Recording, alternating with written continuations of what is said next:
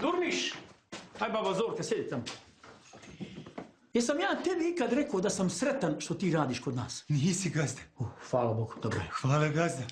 Vidi, Durmiš, mi kao kolektiv imamo jedan problem s tobom. Nikako da se opustiš. Kad god sretniš Švabu, ti se ukočiš. Ne znam, gazda, kako da se Durmiš opusti. Čim Herr Schilling naiđe ti kao drvena Marija.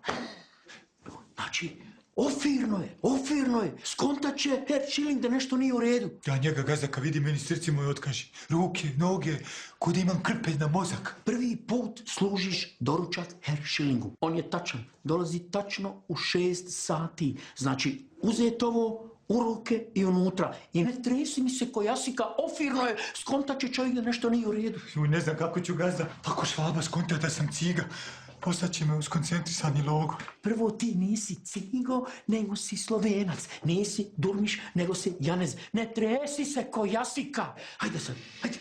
O Bože, ne znam jesu ti cigan, ali pomozi Durmišu ko Boga ti molim. Nisam cigan, ja sam Janez.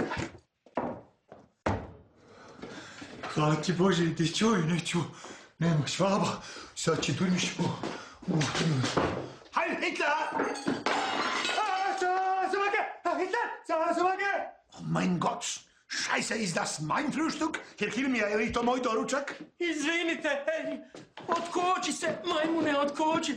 Herr Schilling, ovi Slovenci, pa oni ne znaju ni najjednostavniji zadatak obaviti. I ja sam to primetio kod Slovenaca, Herr Hilmija. Ma ti Slovenci, to su obični austrijski konjušari. Ja ne znam... Herr Schilling, sad će vama baba Zorka napraviti novi doručak. Ja ću ovo pokupiti. Vi, Herr Schilling, uzmite te novine, pročitajte, sad će doručak. Samo ne zaboravite, u 6:30 imam važan sastanak. Molim 2 kave tačno u 6 Uhr u 30 minuten. Razumio, Herr Schilling, ulazi tamo konj onaj brdski. Doručak ne znaš iznijeti.